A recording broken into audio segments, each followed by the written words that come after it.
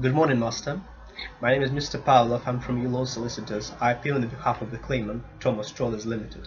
I appear with my friend, Mr. and Mrs. from Swallows and Cock, who appears on the behalf of the defendant, Seekings Limited.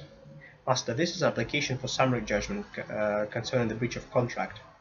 And that is that the defendant's keeper has failed to exercise reasonable skill and care in the performance of his duties. Master, have you received the bundle? Master, are you familiar with the facts of the case, or a brief summary would assist? Master, the main issues for you to decide today are whether or not the defendant has any real prospect of successfully defending the claim, and there is any other compelling reason why the case should be disposed at full trial. Master, it's a purported defense that the defendant has committed no breach of contract. In particular, the defendant's keeper has exercised reasonable skill and care at all times in the course of his duties, and the claimant has failed to serve the notice on the defendant as required by the contract. Master, can you refer to paragraph 2 of particulars of claim? As you can see from that paragraph, defendant has agreed to supply temporary skipper to the claimant's vessel, the Maybelle, for the period of 6 months. Master, can I refer to the copy of that agreement, which is attached to the particulars of claim? As you can see from clause 2.4, the defendant has agreed to indemnify claimant Thomas Strollers, its servants and workmen against loss or damage sustained by reason of any negligent act by the skipper in the performance of his duties. Master, clause 3.2 and 3.5 of that contract identify these duties, and these have included operating and maintaining equipment on the board of the vessel, and managing the vessel and crew with reasonable care and skill, including complying with all HM Coast Guard health, safety and other requirements. Master, now I would like to draw attention to the clause in relation to the notice. Clause 5.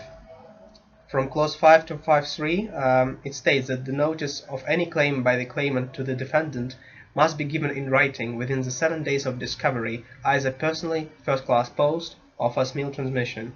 Master, I want to draw particular attention to clause 5.4, as it states, notice given by post is deemed to be served 2 days after it was posted. Master, there is no restriction to serve the notice on non-working days. Similarly, there is no specific provision in relation to actual delivery of the notice. Master, now I would like to draw attention to St. Thomas witness statement, paragraph 4.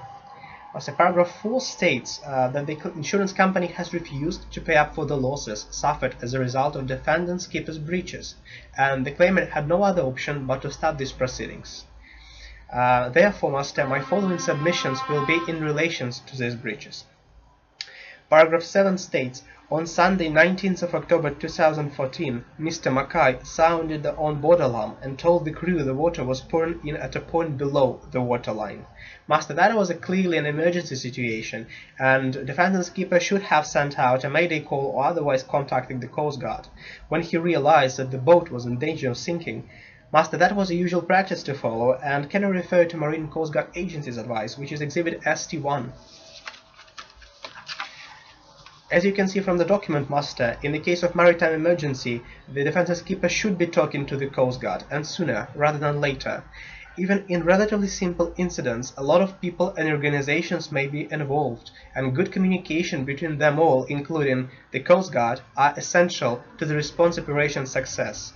Master, it is my submission that defendant has failed to follow Exhibit ST2, breached his contractual duty to manage the crew and vessel with reasonable skill and care, and defendant has no real prospect of successfully defending that claim at trial.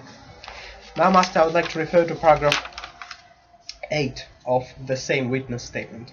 As you can see, Mr. Mackay appeared to be in a state of panic. He ordered Bob Champion, one of his crew members, to jettison the fishing equipment, and when Bob Champion protested and said they should wait for the assistance of the tanker inside, Mr. Mackay told him to shut up and obey orders, even though the whole crew was picked up by the tanker a couple of minutes afterwards.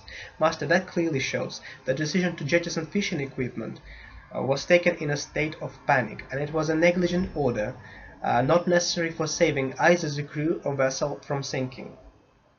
Master, therefore, it is my submission that Mr. Mackay breached his contractual duty to maintain equipment on the board of the vessel, and defendant has no real prospect of successfully defending that claim at trial. I would like to draw attention to paragraph 9 of the same witness statement, Master. As you can see, the claimant has informed the defendant company of these breaches by a letter, which is a notice, posted on Friday, 24th of October 2014. Master, can I refer to the copy of that letter, which is Exhibit ST2? Master, since the letter has been posted on 24th of October, it was deemed to be served 2 days after that date, which is 26th of October 2014. Master, the period from 19th of October, when the breach occurred and was discoverable, to 26th of October, when the letter was deemed to be served, is clearly within the 7-day limit required by the contract, and there is no other compelling reason why the case should be disposed at full trial. Master, I would like to make my brief submissions in relation to Elspeth Lorry's witness statement. I shall start from paragraph 5.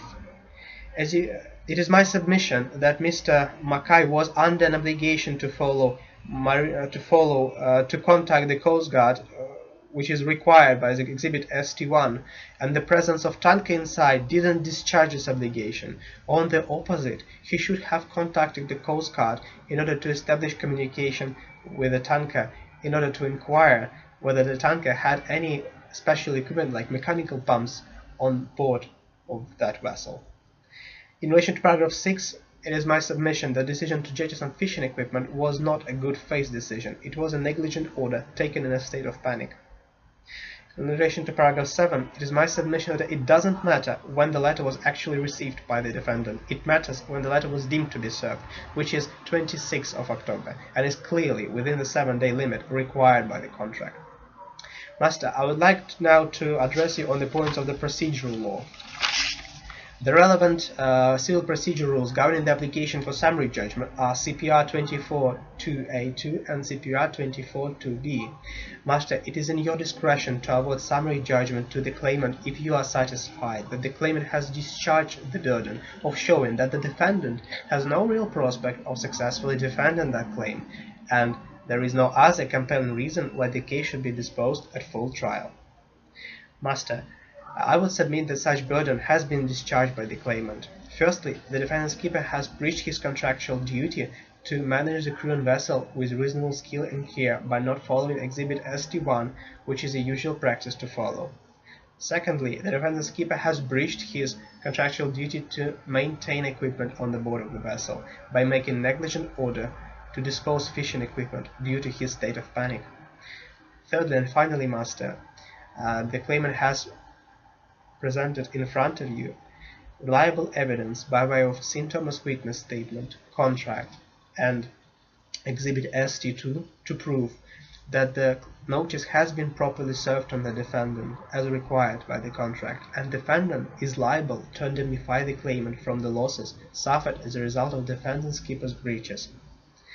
Master, I would ask you to grant summary judgment in respect of that claim, and as the claim is for unspecified sum, I request that you give case management directions as to a future disposal hearing.